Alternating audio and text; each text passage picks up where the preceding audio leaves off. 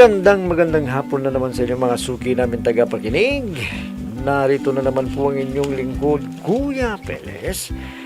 At ako pong muli ay inyong makakasama sa loob ng kalahating oras. At syempre, kasama pa rin natin mga kaibigan ang ating mga artista sa radyo na siyang nagbibigay buhay sa ating mga napipiling liham sa araw-araw. At ang liham na ating napili mga kaibigan ay galing sa isa nating masugid na taga-subaybay at siya po ay itago lamang natin sa pangalang Weng. Bueno, basahin na natin ang liham ni Weng. Dear Kuya Peles, palipasan ko rin kuya na makinig sa inyong programa tuwing hapon. Dahil wala naman akong ginagawa dito sa bahay kuya kundi nagbabantay lamang po ako sa aming tindahan. Meron po kaming tindahan na maliit kuya sa aming bahay na pinagkukuhanan din namin kuya na kinabubuhay namin ng aking ina. Kuya, dito lamang kami umaasa sa tindahan namin. Dadalawa naman kami kuya ng aking ina dahil wala na akong ama. At ako po ay lumiham sa inyo dahil meron din po akong karanasan sa buhay na hindi ko malimutan. Itago na lamang po ninyo ako sa pangalang Weng, 25 taong gulang at isa pa po akong dalaga. Para malinaw sa inyo kuya, ganito po nagumpisa ang aking problema, Kuya Peles. Inay, bakit ganito ang kapalaran ko? Bakit nawalang lalaking pinakamamahal ko? Bakit po, Inay? Anong kasalanan ko? Anak, huwag mong masyadong dibdibin ang nangyari. Talaga sigurong hindi kayo para sa isa't isa. Kaya tama na yan. Ayoko na, Inay. Ayoko nang magmahal. Anak, Kaya magpapakamatay na lang ako. ako, huwag ka namang magsalita ng ganyan, anak. Bata ka pa naman eh. Huwag mong sayangin ang buhay mo. Siguro hindi pa dumarating ang lalaki na karapat-dapat sa pagmamahal mo. Hindi, Inay. Ayoko na. Pare-pareho ang mga lalaki yan. Anak, Papasahin ka lang ng mga yan. Tapos bigla na lang silang mawawala. O manluloko. anak, hindi naman pare-pareho ang mga lalaki. May mga matitino din dyan. Gaya ng itay mo. Oh, mahal na mahal ako noon. Sayang nga lang at maaga siyang kinuha ng Panginoon. Hindi ka na nga niya napalaki. Hindi ko alam, Inay. Hindi ko alam kung magmamahal pa ako muli. Anak, gaya ng sinabi ko sa'yo, baka hindi pa dumarating ang lalaking sadyang para sa'yo.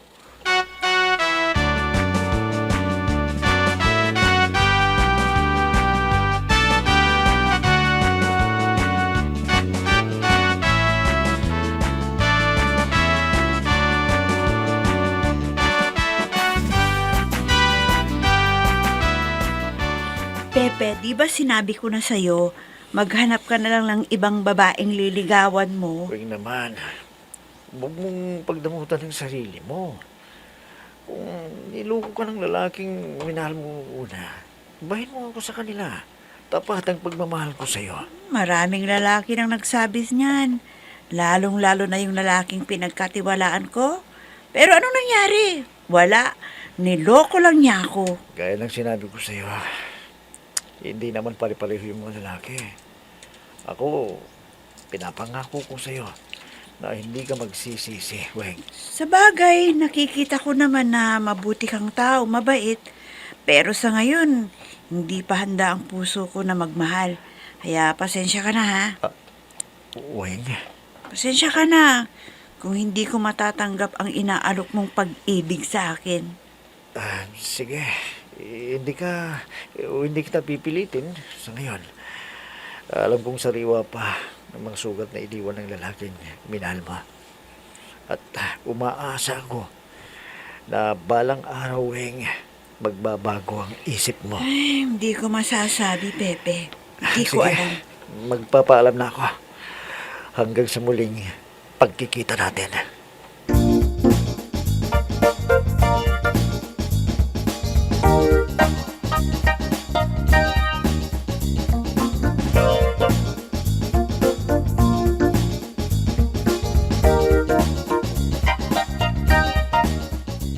Talagang desidido si Pepe na ligawan ako. Pero sorry, hindi pa ako handa na magmahal muli. At hindi ko alam kung darating pa ang pagkakataon na yon. Sobrang sakit ang nangyari sa karanasan ko sa pag-ibig. Pare-pareho kayo mga lalaki, manluloko kayo. Ah, ha? May nag-text sa akin. Basahin ko nga. Maswerte ka dahil ang cellphone number mo ang napili namin. You won 750,000 pesos. I-send mo ang iyong pangalan, address, at ituturo namin sa'yo kung paano mo makukuha ang napanalunan mo.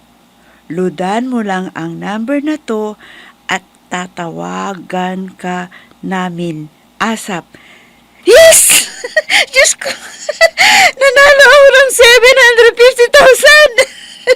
750,000! Ipapadala ko na ang loan na hinihingi nila para matawagan nila ako kaagad at makuha ko na ang napanalunan ko! Yes! Nanalo ako!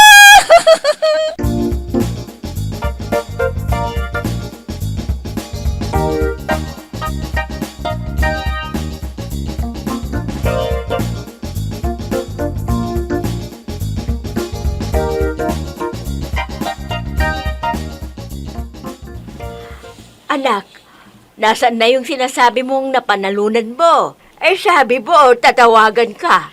Nagtataka rin ako, inay eh. Ibinigay ko na yung pangalan at address ko. Pati yung loan na hinihingi nila, binigay ko na rin. Bakit hanggang ngayon, hindi pa sila tumatawag sa akin?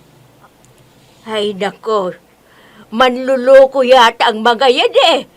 Alam mo, kung totoo yan anak, sana pinadala na sa'yo.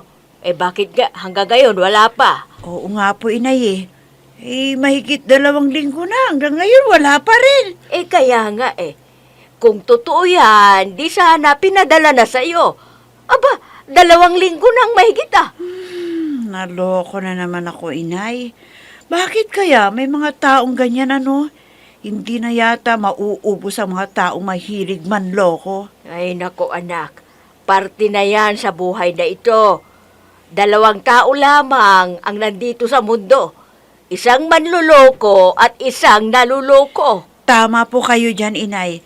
Kaya mula ngayon, tatandaan ko na ang mga sinabi niyong yan. Tatandaan ko na, inay.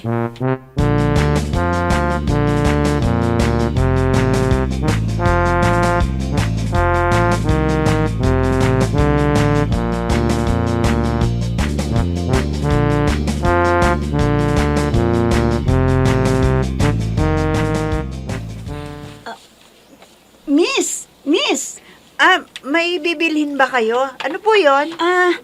Wala. May i-demonstrate lang kami kung hindi kami makakaabala sa'yo. Sige, ano ba yung i-demonstrate nyo? Dito tayo. Teka nga pala. May malapad ba kayong upuan dyan? Meron. Pero nandun sa may terrace namin eh. Sige. Ang mabuti pa ay doon. Doon na tayo. At sasabihin namin sa'yo ang lahat. Sige, tara.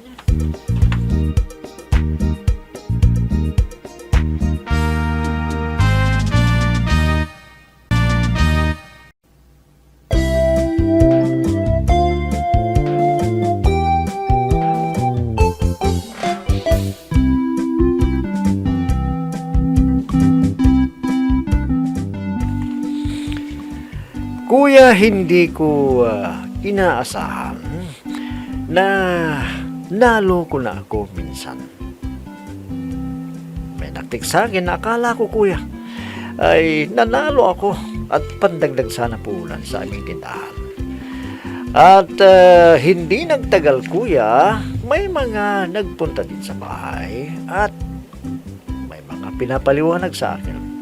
At isang araw ay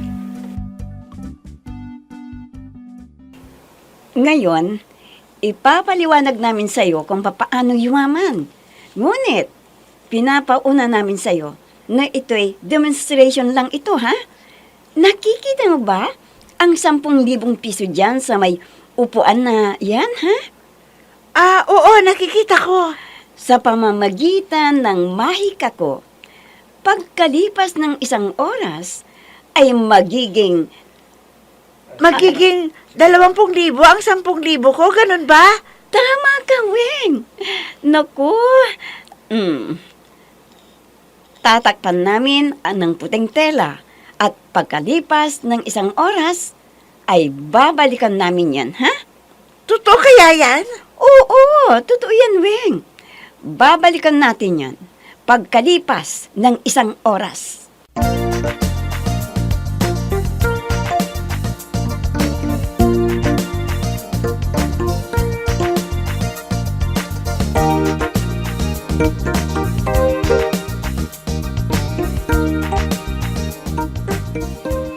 Ngayon, Weng, 1 oras na ang nakalipas.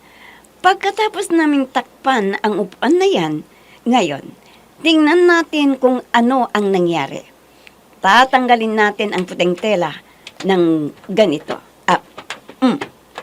Hayan! Tingnan mo ngayon ang 10,000 pera kung nandyan pa sa upuan na yan. Naging 20,000, hindi ba? Totoo nga!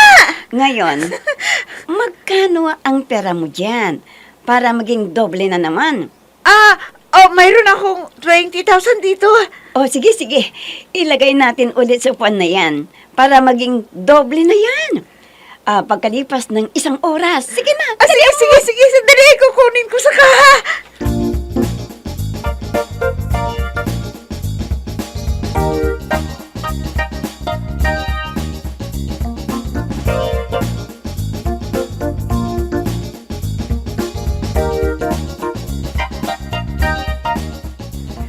Diyos ko, inay.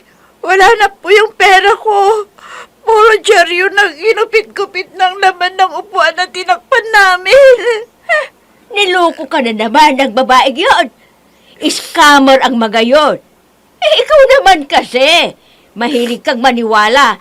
Hayan tuloy. Naloko ka na naman. Wala na akong pera ngayon, inay. Wala na. Kasalanan mo rin yan eh. Hindi ka na nadala sa panluloko sa'yo. Tama na po yan, inay. Huwag niyo na akong sisihin. Inaamin ko naman, nakasalanan ko ang nangyari. Uli-uli ha. Huwag ka nang magtitiwala sa mga taong nakikilala mo. Dahil sila, karamihan sa kanila manluloko. Papaano na tayo ngayon, inay? Papaano na tayo? Ay nako, yan na nga rin ang iniisip ko eh. Lahat ng puhunan mo sa tindahan natin, wala na. Tinangay na ng mga manlulukong yon.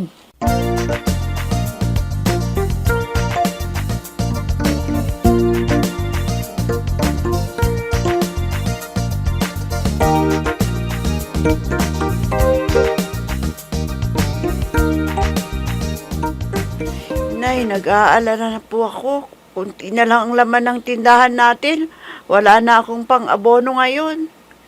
Paano na tayo ngayon? Saan na tayo kukuha ng ikabubuhay natin ngayon? Di ko alam, inay. Talagang tampulan ako ng mga taong maluloko. Mag-ingat ka kasi sa mga taong nakikilala mo, anak. Kaya ganyan. Kilalanin mo munang mabuti ang mga taong nakakasalamuha mo bago ka magtiwala. Anong nangyari gayon? Niloko ka na naman. Oo nga po eh. Ang akala ko, mabuti siyang tao. Yun pala, isa rin siyang manluloko. Hindi na siya naawa sa akin. Ay, nako. Kukunti na nga ang laman ng tindahan natin eh. Paano na yan? Yun na nga po, inay. Saan tayo kukuha ngayon ng pang-abono natin sa pang-grocery? Wala na. In-scam tayo ng babae yun. Ano kaya kung magpa-blatter tayo sa pulis? Paano tayo magpapabladder? Hindi ko alam kung saan nakatirang babaeng yun. Naku naman, paano na nga tayo ngayon, anak? Paano na tayo?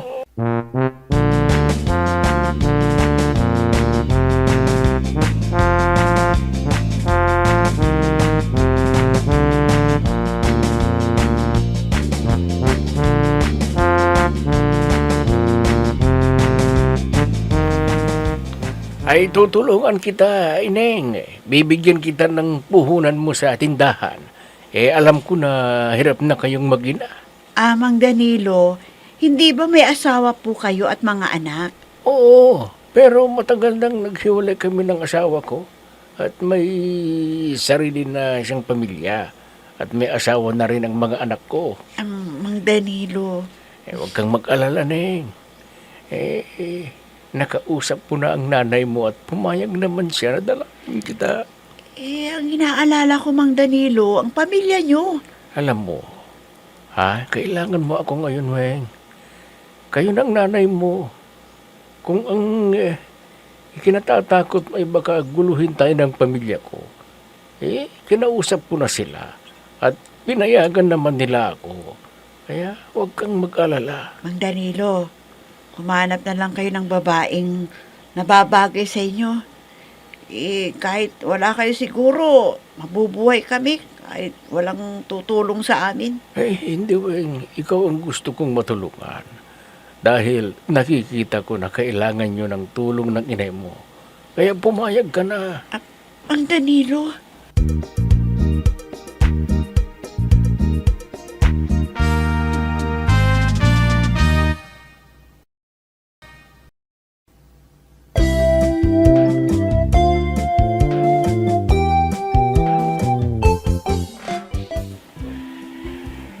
Dahil sa pinagdaanan ko, kuya, parang nawawalan ako ng tiwala sa aking sarili.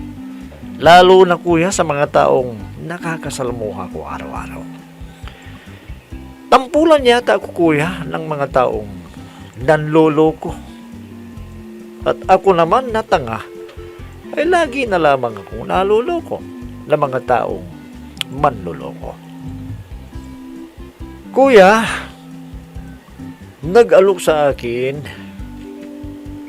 si Mang Danilo na tutulungan kami. At hindi ko alam, kuya, kung ano yung kapalit. Dahil nakikita naman niya na talagang lubog na kami. Gusto lang niya makatulong. Ano po ba ang dapat kong gawin, kuya? Para naman sa ganun mayroon pa kaming pagkukuhanan ng ikabubuhay namin ng aking ina. Sa ngayon, kuya, hindi ko alam kung anong gagawin ko. Kaya nga po ako lumiham sa inyo dahil gusto kong mapayuhan ninyo ako sa aking problema. Lupos na gumagalang, Weng.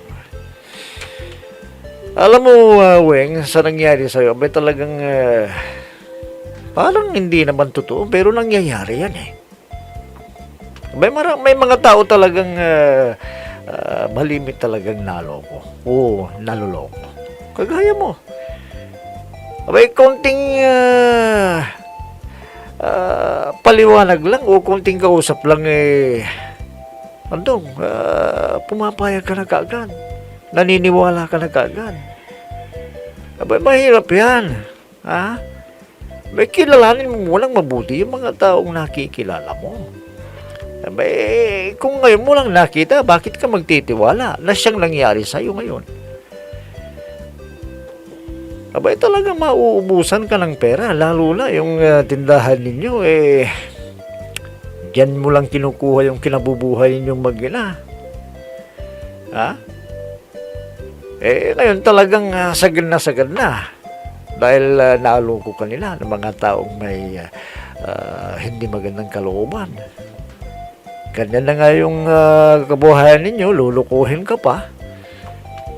Abay, talagang walang mangyayari. Ngayon, may isang tao na nagmamalasakit sa inyo na gustong tumulong. Abay, kung maganda na yung hangarin, bakit hindi?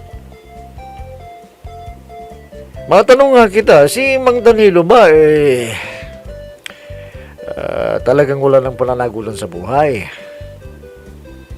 May pinaliwanag naman yata sa'yo na wala na yung pamilya dito at may mga kaya na sa buhay. Kung yaman din lamang na ganyan ang katayuan mo sa buhay, Weng, malayong hindi ipagtapat ni Mang Danilo yung talagang tunay niyang hangarin na kaya nga gustong tumulong sa inyo. Baka may kapalit. Sa panahon ngayon, Weng, abay, gamitin mo naman yung utak mo. Total, nasa hustong edad ka na rin. Abay, mag-isip-isip ka. Ha? Mag-isip ka mabuti. Kaya nga lang, kagaya ng sabi ko sa'yo, may tampulan ka ng mga tao na naloloko. Baka, kung sakaling makuha na ni Mang Danilo yung loob mo at makuha na yung gusto, bigla na lamang na putulin yung inaalok na tulong sa iyo. Kung ibig ko sabihin, bigla-bigla ka na lamang iiwanan sa ere. Kaya mag-isip kang mabuti. Gamitin mo yung utak mo, Weng. Kung saan nakala mo talagang bukal sa loob ni Mang Danilo yung pagtulong sa iyo, bakit hindi? Pumayag ka na. Nang sa ganun, ay hindi naman kayo kawawa ng nanay mo. Naintindihan mo ba ang ibig ko sabihin? Weng? Bueno, yan na lamang sigurong masasabi ko sa iyo. At naway, kahit papaano, ay napayuhan kita sa iyong nilapit na problema. Bueno, mga kaibigan, hanggang bukas na muli sa ganito ring oras sa timpilan, inyong abangan at pakinggan ang programang Peles at your service.